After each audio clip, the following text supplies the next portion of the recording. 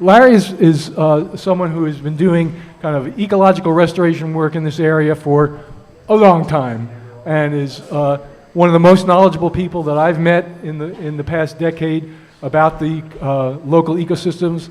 He's every time we talk, I learn something new, and he's agreed to do kind of he's done work both for the Resource Conservation District, for all of the various for the Forest Service, a lot of private landowners, projects all over the area, and has a in-depth understanding of the ecology. So, Larry, I'll let you take it away, and you just tell me when to move the slides.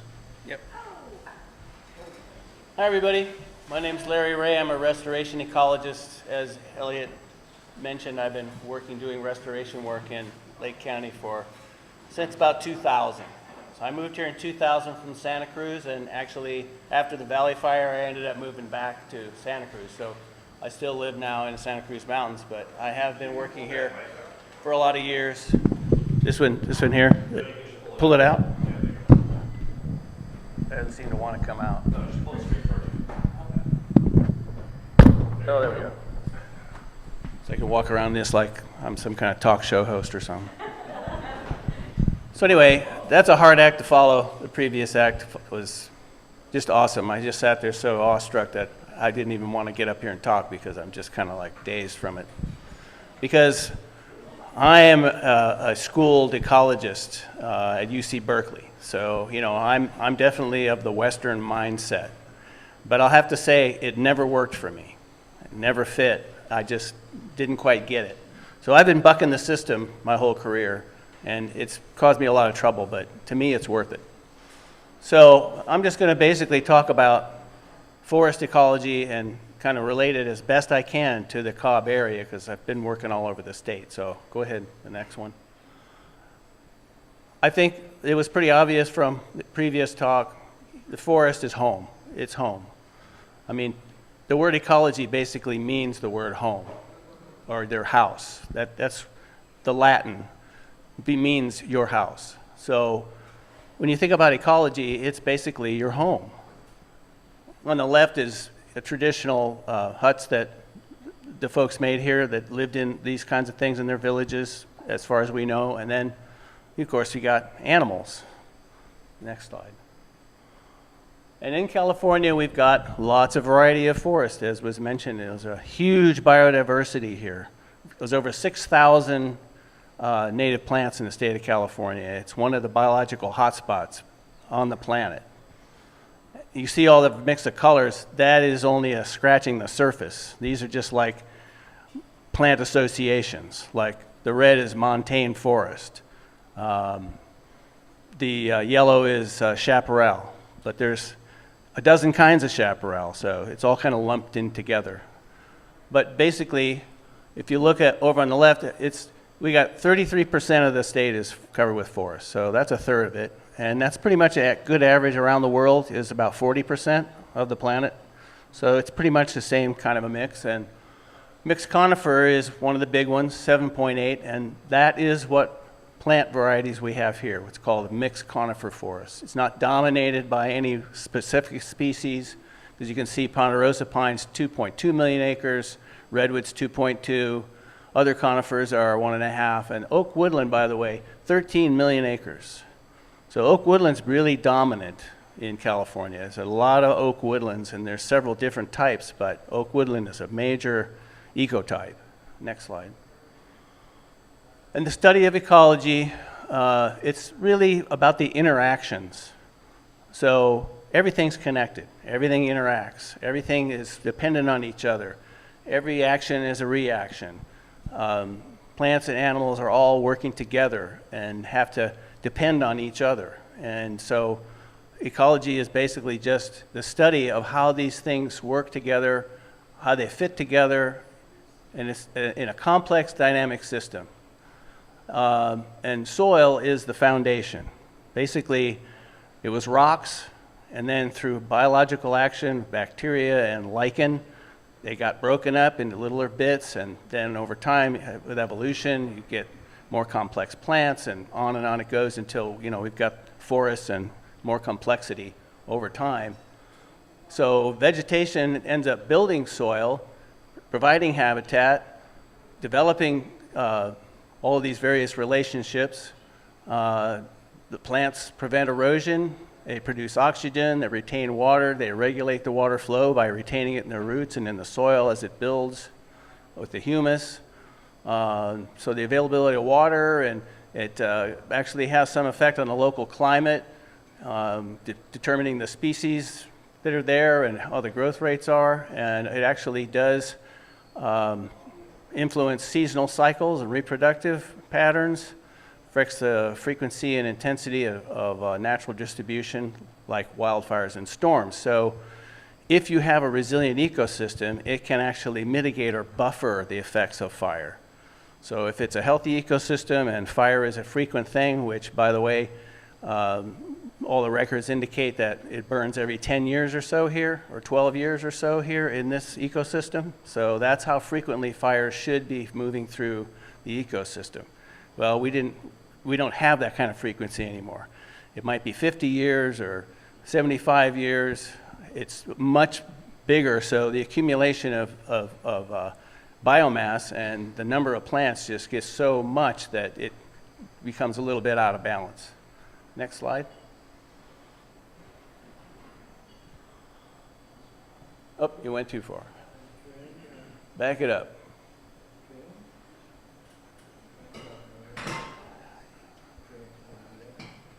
Backing it up's not so easy, huh? So you're getting me confused now, Elliot. That's where we were. Study ecology. Okay, so all right. So as I said, it's the interactions. It's how things work together, how these plants and animals interact and live with each other and provide for each other and depend on each other. Now, I realize this is a little washed out and you can't really see what's going on here, but as I said, soil is the basis, and soil is where everything's going on. And down in the soil in here, you've got these roots that retain water, that hold the moisture, that actually, keep the soil in place and accumulate more humic acid through breaking down of this stuff, but it doesn't happen on its own. Down in here, you've got a soil microweb that consists of bacteria and fungus and a lot of small little critters, a lot of insects, worms. I mean, I could go on about the soil microbiology that goes on in the soil. It's huge. Not to mention the fact that, and we'll find out a few slides ahead, that a lot of that carbon, everybody talks about carbon sequestration. Well, a lot of it's going on here. And this is where things get broken down and become bioavailable. It's like if you don't have a microbiome in your gut, you can't digest your food. Same thing in the soil. It's exactly the same. Without the microbes, the fungus and bacteria, and we could talk about that all day long because it's a very complicated and detailed sort of thing that's really pretty amazing. But you got decomposition of the organic matter, soil microorganisms actually providing nutrients, not just breaking them down, but providing nutrients through the process of them eating certain things and respiring certain things and making nutrients available to the trees. A reabsorption of nutrients by the plants because it's basically given off by the microbiology. So a lot of the fungus and bacteria actually eat things that are decomposing, turn those into other things and sugars and whatnot, and the trees feed off of that. And this is an interesting thing that I found out recently. Bacteria and fungal spores assist in rain formation. Now, you think about that for just a minute. If you have a forest, and if you look at rain patterns, you'll see that forest is not just the elevation or the mountain, it's actually bacteria and fungal spores are in the atmosphere, and water vapor in clouds forms droplets on something. It doesn't do it on its own. It does it on a spore or a bacteria or something like that that's up in the atmosphere that's being produced by the forest that gets into the clouds and actually makes raindrops form. So you think, oh, the rain's coming off of there. Well, the moisture is, but it can't form raindrops all by itself. So it does it by the forest producing these things and causing the rain to happen. So if your forest is out of whack and you don't have good soil microbiology, that can reduce that, and your rainfall patterns can change. It's pretty interesting to think about that. But wait a minute. I had a couple more points there, I think. Oh, I was going to say, it helps mitigate disturbance. So like if you have more moisture in the soil, that gives the plant more moisture in its body. It makes it more resilient to wildfire because it can't burn as readily. And so when there's droughts, the more retention of water you get here and the more soil microbiology you have, action you have, the healthier the tree is, the less likely it's going to get a beetle kill or be stressed by something else and cause it to die and cause more fuel for a fire if it comes true, because it's going to happen. And then the carbon cycle, which we'll talk about. Well, you just, come on, buddy, get it together.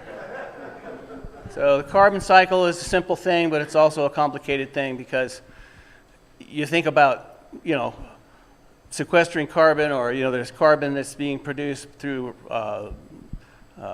plants growing and pulling carbon out of the air.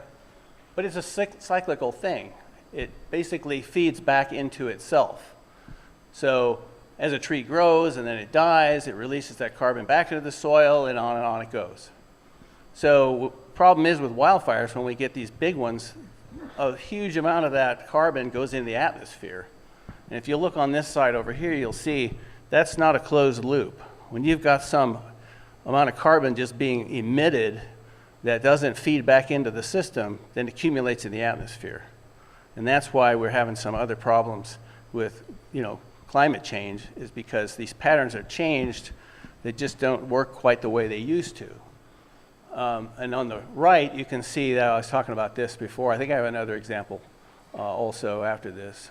So it's not real clear. You can see up there, above ground is the lighter color, soil and roots, which is a certain depth, basically the top horizon, the O horizon, which is the organic horizon of the soil.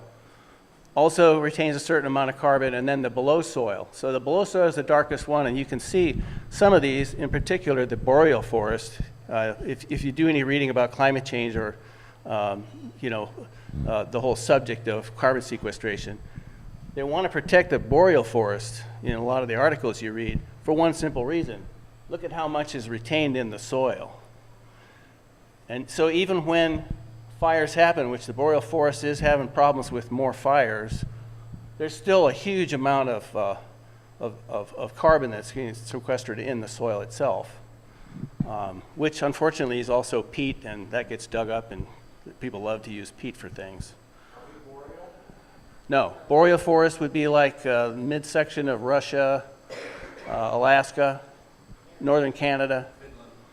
Yeah, Finland might be. I'm not really positive about that, if it's in it or not. But yeah, it's all kind of that above the temperate zone, central northern Canada, where before the Arctic. It's kind of that band up there. It's one of the biggest forest types on the planet. We're the temperate. So boreal's way north, then temperate. Of course, tropical's farther south. Now mangrove's on there for one simple reason. There's a lot of mangroves all over the tropical, subtropical regions of the world, and they hold tremendous amounts of carbon.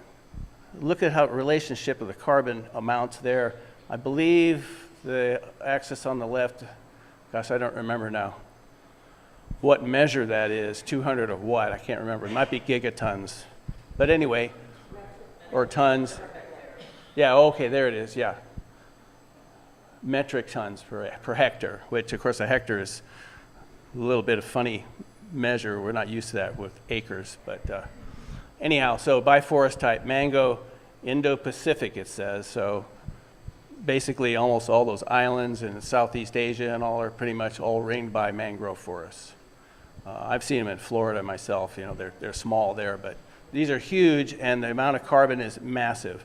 One of the things that also holds a lot of carbon that gets talked about that's not anywhere here because we're talking about forests are wetlands. And of course, we've lost huge amounts of wetlands. And they get dried out, and then there's no more carbon cycle. So, next slide. Oh, okay. So, a lot of what we're here for and a lot of what people are concerned about is fire. Forests have all kinds of different perturbations or disruptions or things that happen that cause the forest to shift. They're not static. Forests change. I think as humans, especially since we only live maybe 100 years most, our memories are short. And maybe your grandfather or somebody told you, your grandmother told you a story but that's still only 150 years, 200 years maybe. It's a tiny infinitesimal amount of time, just a tiny amount of time. So over time, it looks like the forest is stable. It looks like it's just not changing, and you want it to stay that way. Well, it ain't gonna do that, because a fire is gonna come, a hurricane's gonna come, something's gonna disrupt it and cause some change, a flood, whatever, but there's gonna be some change. So that little diagram over there on the right basically just shows, well, you got a nice mature forest, a fire comes along, burns everything, and it's got to start over again.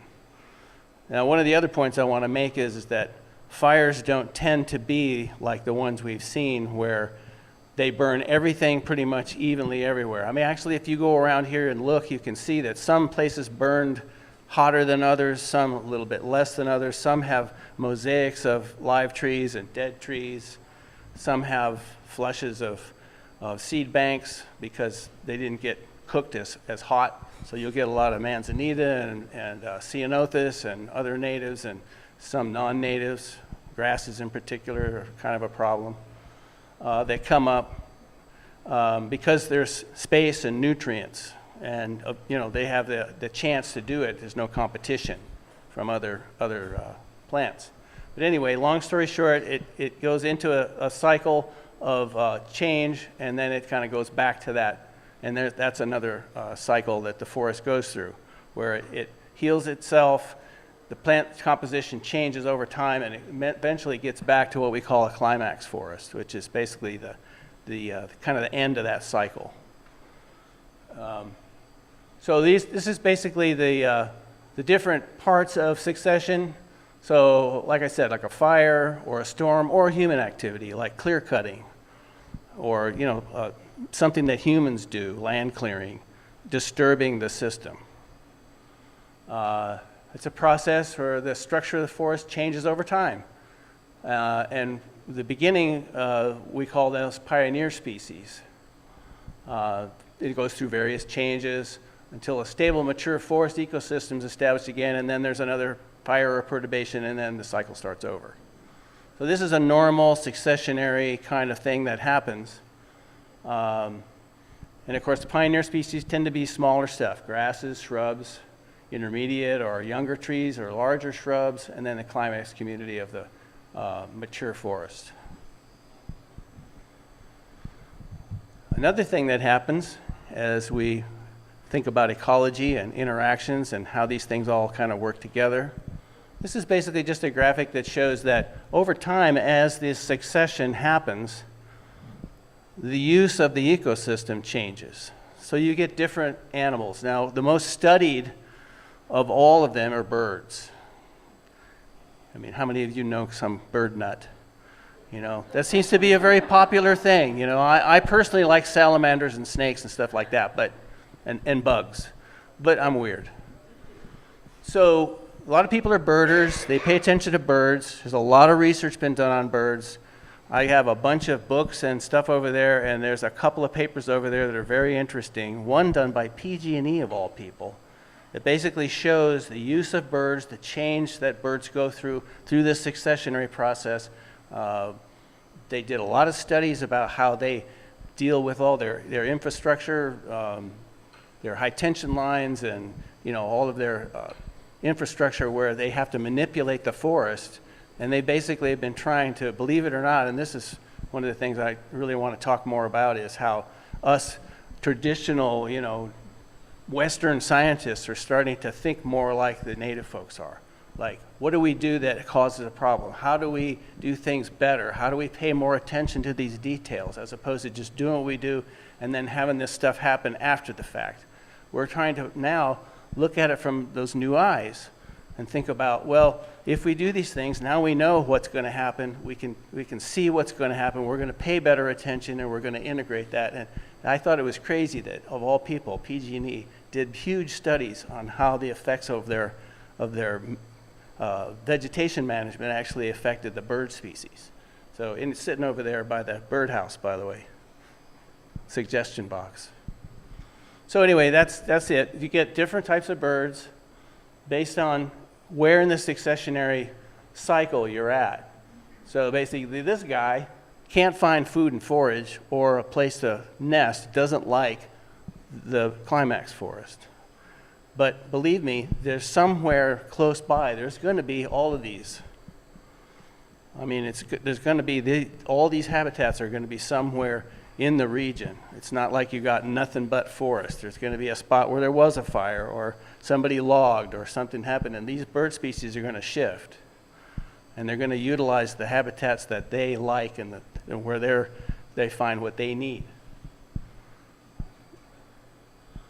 Yeah, another one of the interesting things about perturbations and fires and changes of the vegetation is that, as they spoke earlier, about seed banks and about seeds and about how seeds work. After the Valley Fire, there were plants that hadn't been seen by anybody since records were kept that showed up after the fire because the seeds were sitting in there for 100 years, waiting for the nutrients, waiting for the space and the lack of other competition because they're small-statured little plants that couldn't live in the shade. They wanted the sun. So as soon as it was opened up, the fire had heated up that soil. The seed coat had broken because it had gotten what it needed. The water was able to get in there and germinate it. It came up, and lo and behold, we've got some rare snapdragons and some fritillaries and some other plants that came up here in the Cobb area that hadn't been seen before, or at least not very much of them, in maybe little spots, but they became a lot more widespread after the fire.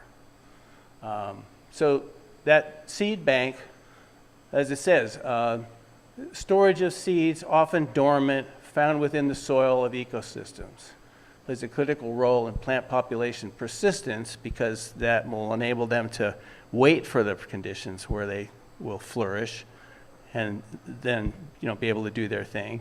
And of course, over time, they flower, they make more seeds, the ecosystem changes, they wait again.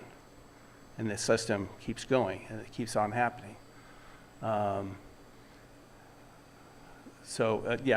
Like wildfire, drought, or some other disturbance, they're often crucial survival mechanisms for many plants for long-term stability of the ecosystem because the diversity that we have here is pretty extreme.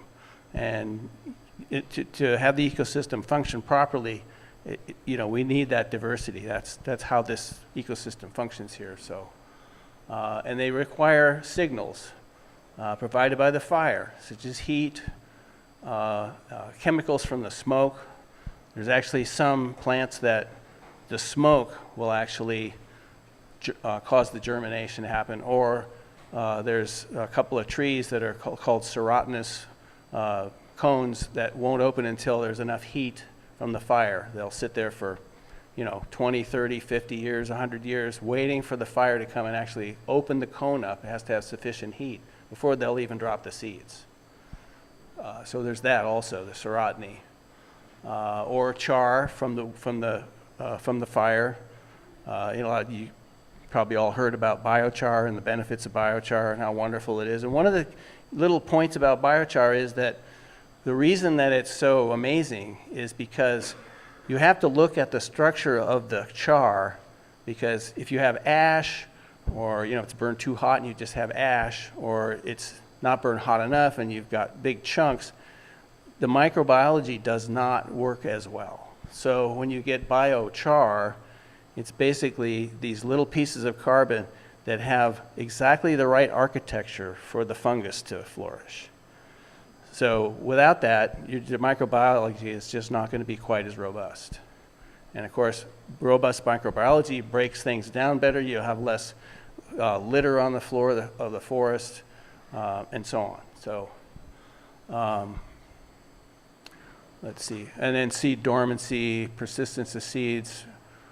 So that's an interesting one. So annual plants, they're the opposite. Annual plants, my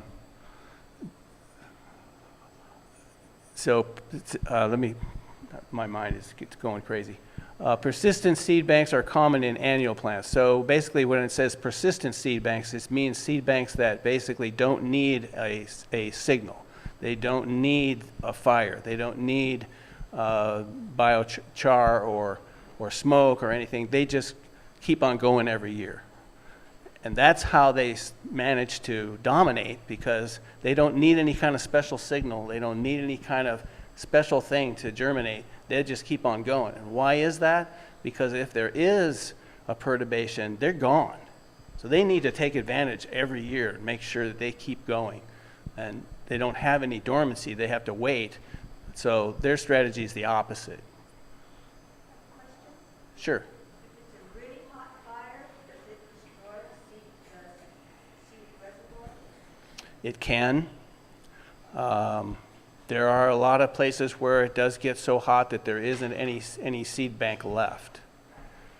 So for instance, if you've got conifer species, tall conifer species that still retain some of their seeds high in the canopy, and it was such a hot fire that it basically cooked everything down below, then it'll disperse those seeds into this sterile environment because there'll be no seed bank. So yes, that's absolutely can happen. Generally speaking, and we'll talk about this in a minute, generally speaking, fires are a mosaic. They don't have hot fire everywhere. So some spots are going to be barren, other spots are going to have a seed bank, or they'll have some retention of seeds in some of the seed trees, and then they'll be able to disperse. And we'll talk about dispersion in a minute, but that sterile area will have the ability to have seeds move into it by one mechanism or another. Okay, so we're looking at the successionary timeline. The first guys that show up are the pioneer plants. So these are the guys that move in first, take advantage of that whole open, sunny, biochar covered, or, So one of the things that I find interesting, there's a lot of people that talk a lot about ceanothus because it tends to be one of the common plants that comes in after a fire because it has a very persistent seed bank, well-distributed seed bank. They tend to spread all over the place and keep their seeds in the ground for very long periods of time. So when they wait for a fire, then all of a sudden you get this massive amount of ceanothus everywhere.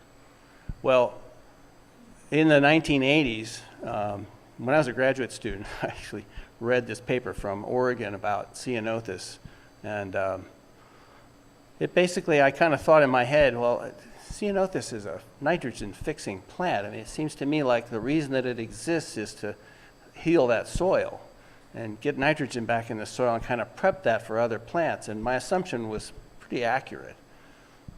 So the body of knowledge about ceanothus that exists in terms of how that functions has been well studied. So when you think about that ceanothus everywhere, of course, I understand. First question in your mind is, well, but if you got a thicket of ceanothus, how are the trees going to grow through it? Or it smothers out the trees. And yeah, that's true. That does. But it begs the question, don't you think that the ceanothus lives about 20 years? Oh, gee, that's about the interval of the fire. So it grows up, it takes over, it fixes the nitrogen, it makes the soil fertile again, and then a burn comes. Well, if you get some pine tree seeds in there, they're going to do much better because when the soil is devoid of nutrients, it's kind of hard for them to germinate. It's kind of hard for them to grow, so they're not going to do it anyway. They're going to wait for the right conditions, right? That successionary timeline that we were talking about. But I think that ceanothus needs to be respected a little bit more. It needs to be understood a little bit more about what its role is and why it's there. And then seed dispersal. I don't know why this particular slide got so darn small. I kept trying to make it bigger, but it wouldn't let me. So seed dispersal is an interesting thing. There's terms there that I can't even see what they are, and I can't recall the details, but basically you've got seed dispersion by wind, you've got seed dispersion by animals that walk around and get it on their fur or in their feet. You've got various mechanisms that allow that seed to move around. So seed dispersion is a pretty important thing because one way or another, those seeds are going to get moved around and they're going to show up in different places and take advantage of those situations where they can flourish. Next slide. So we're talking about fire severity. So this is the Valley Fire map of the fire severity, which basically was determined by various factors about the soil and, kind of estimating the heat from fire behavior, various metrics that allowed a map to be produced that basically showed how hot did it get. And if you notice that the colors, the hotter the color gets, the hotter the fire. So the green is the cooler. As it gets to the yellow and the red, the orange and the red, the hotter it gets. But what stands out? What really stands out? There's a lot of red. Tremendous amount of red. So this was a very high severity fire that really cooked this place pretty hot. So, the ignition point? Oh gosh. Yeah, it's somewhere over in the left over here. Yeah, like right in there someplace. Started in grass, moved up the slope, had a tailwind. So basically everything that would cause it to be bad was bad. So, and of course it went right up into a really high fuel load area with a lot of understory brush and ladder fuels and big crown burn. And boy, I know that because I lived up on Ponderosa Drive right over here, and I had nobody warn me. And when I heard the freight train down the street and wondered what the heck it was a wildfire coming right at us.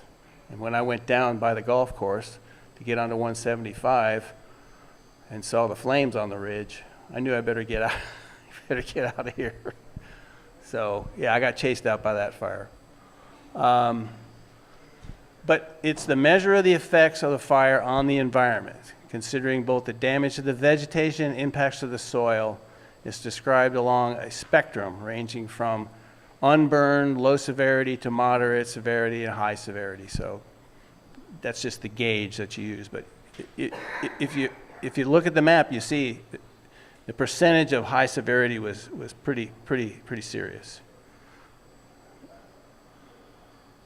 So what do we do now? How do we manage the forest, and what do we do now about it? And I would have to say that there's a big shift going on, especially here in California, with regard to what do you do next? How do you take care of things? How do you manage these forests? Because I think that everybody realizes that we kind of goofed up, that we didn't do the best job, and that we better figure this out. It's a big lesson, and one that I think people are paying attention to. There's a lot of research going on, and a lot of people trying different things. And the manager of Bog Forest is standing right over here, and I went on a tour a month ago and saw all the different things that were going on and how they were trying to figure out how to best make things work. And they're doing a pretty darn good job. And they're being pretty responsible about trying to see how these things can work. And after all, it's a demonstration for us, so they are trying to demonstrate the different types of management techniques that you can utilize to, make the forest resilient, make it healthy again, and they're doing a pretty nice job of it, and they've got a lot of good stuff to show up there. So, but, whoop, you did it again, dude. So, but you want a healthy forest, and you want to reduce the wildfire risk, okay? And in so doing, you're going to enhance the ecological resilience and practices like prescribed burn, selective thinning, restoration to improve forest health and biodiversity. I think that's a really key one right there, because forest management has always been a production-driven kind of a profession. Harvesting, making wood. It's an economic thing. It's not something that's really been very ecological. It's always been focused on how many trees per acre, even age management. That's all changing. Now they want uneven age. They want to try and have some complexity, some diversity, integrating other plants in there and allowing this thing to be an ecosystem as opposed to just a timber production. Okay, so that shift to me is huge, and it makes a big difference. And as a restoration ecologist, I can actually say, you know, they're actually trying to do restoration work now as opposed to just producing wood products. Is that what I heard? Yeah. And you've got these legacy issues. You got fire suppression for a long time, protecting that investment, protecting that wood, thinking that if you keep the fire out, you're going to produce more lumber. Because there were fires in the past, and that's kind of how the suppression thing started. Let's not let this wood all burn up and lose our money. And overstocked forests, trying to fit too many trees in. The research was all about how many can we pack in there and still get some wood. You know, it's like this balance between trying to put as many trees as possible without it reducing the amount of growth, but don't back off too much because then you're going to lose money. You're not going to produce enough board feet. But we also have some other stuff going on. We got climate change, and the climate change is causing droughts more often, more serious. And then, of course, once you do a disturbance in this world, you get invasive species. This is another issue that's causing a lot of problems and needs to be dealt with. And to me, one of the most serious ones, and the cause of the valley fire, is non-native grasses, because they get so thick and dense and they burn so hot, and they do a lot of other things. Those guys have such shallow roots, they don't allow water percolation into the soil. The water tends to just run off because there's no roots to help it go deeper into the soil. So shallow-rooted grasses do nothing but waste water. They do nothing but dry out the ground and have no real soil microbiology. They're just not doing the job. So that's a real big issue, and it's a tough one, because trying to get rid of that and get native bunch grasses back in forbs is a pretty daunting task. Next slide. Let's see if we can get this to work. This is just a little video of, we got it to work before, didn't we? But are we going to get sound, Elliot? Oh, okay. Use the wireless. This one? I'm just going to sit it next to the...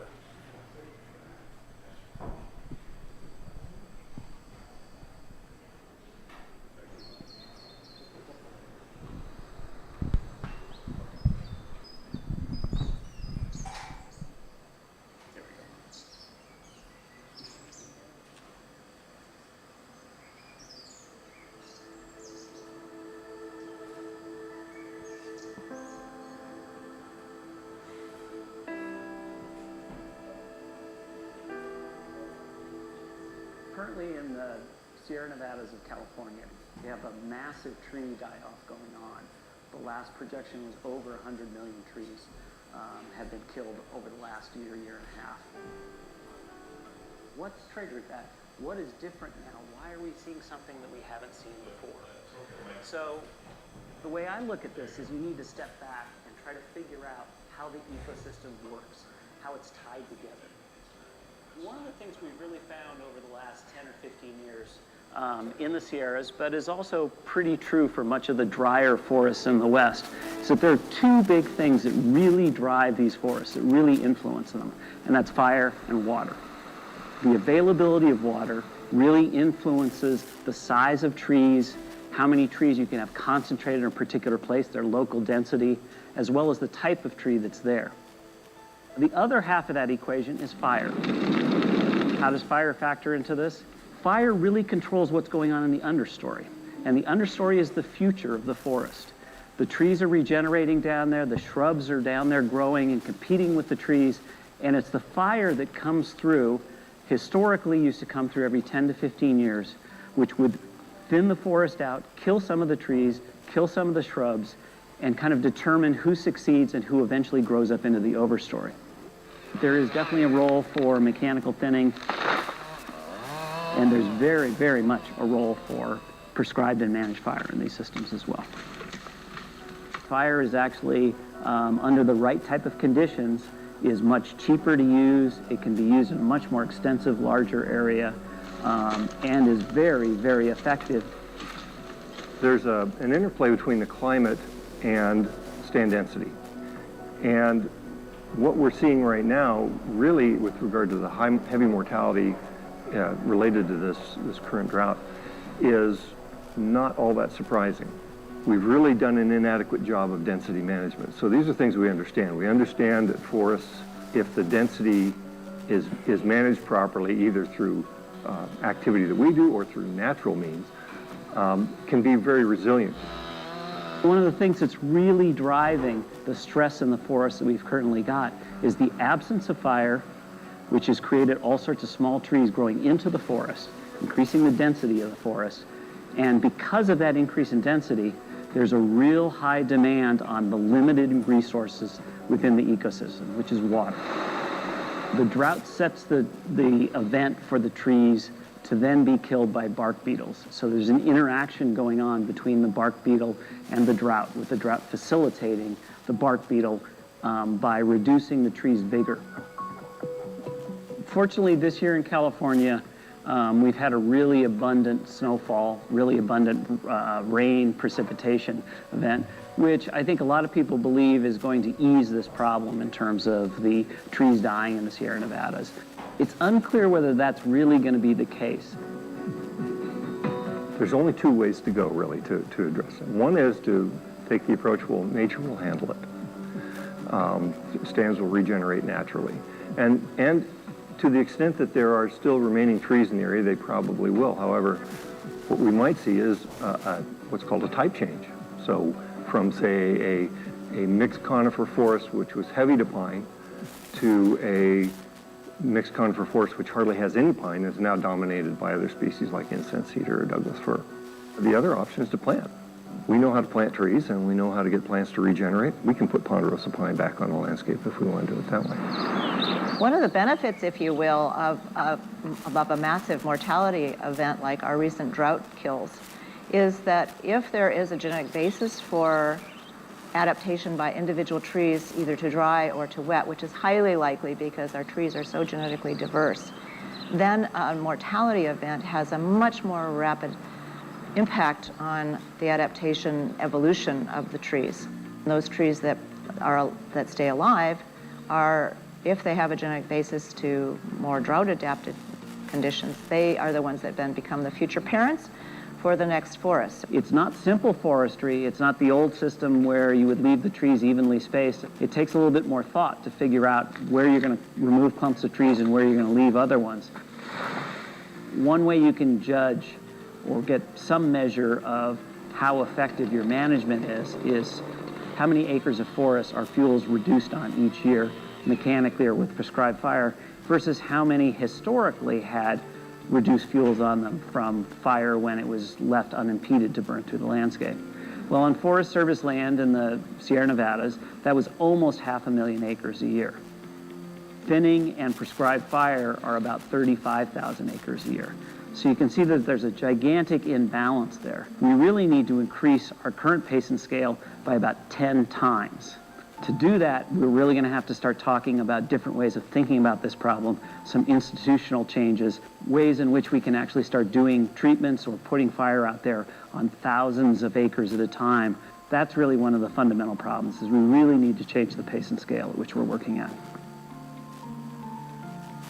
Believe it or not, that's the U.S. Forest Service. It's a big, huge shift in consciousness there and in management style.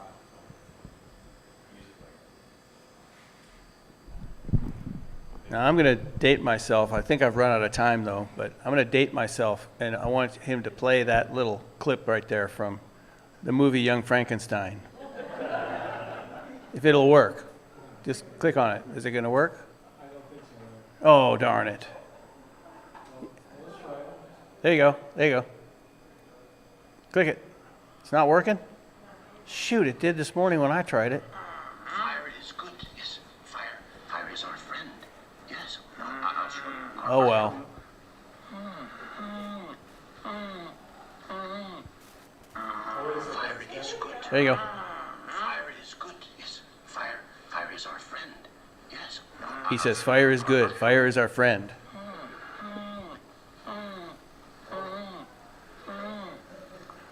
We all need to be not afraid of fire. You see. Do you have your cigar? Let me see. Yeah, the sound's not good enough. Now. Just hold it right there. Now.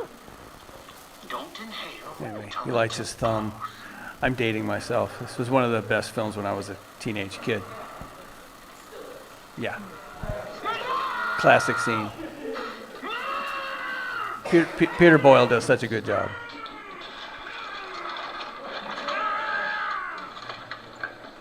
And this is the clincher. Wait! Where are you going? I was going to make espresso. I love that. But anyway, the point is, we need to not be afraid of fire. We need to embrace fire. We need to have it be our friend. And so I could end there if we're out of time, because I've got more stuff to do, but this is a big subject. There's a lot of stuff going on here. Thanks, Larry. Yeah.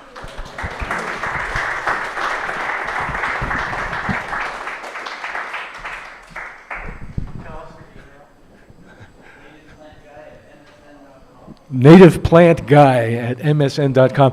And by the way, you may have noticed that there is a, thanks to Larry, is also has a native plant nursery, and he's brought us 100 black oak seedlings. So if you're in the neighborhood, we want to plant these babies, get them going. And that guy collected the acorns. Yeah, he got it from our neighborhood, so we're going to plant some back in. I heard, I hope you saw that Jordan, was looking for some blue oaks. So you got a couple of little blue oaks that we can get to Jordan. And if you're in some of the lower elevations, you also brought some valley oaks, which are, they're not going to do as well in my neighborhood. But if you're in a valley oak neighborhood, we got a few of those as well. So thank you so much, Larry. I also want to, just reinforce this. What we're seeing happen really is this merging of traditional knowledge and contemporary science. I mean, in the work that we've been doing, we keep working with the ecologists, riparian ecologists, stream ecologists, and they say, you know what? The more we learn about it, the more we understand that the native practices really had a, they actually had it right. So we're looking for ways in the workshops that we'll be doing over the coming couple of years in this project. We'll have workshops where you can learn more. We'll be able to go onto the landscape and learn these practices. And so we encourage you to just stay in touch. So, okay, it's lunchtime.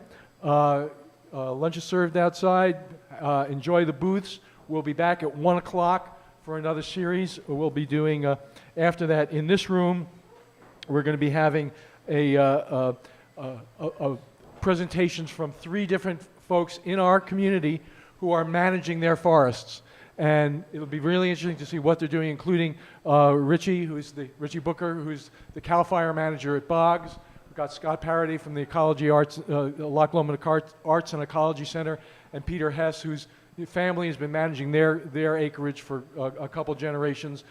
A few different approaches. You get a sense of the different kinds of management that's already ongoing that we can learn from. We're also going to have, in the other room, we'll have a presentation about the state of fire insurance in California today.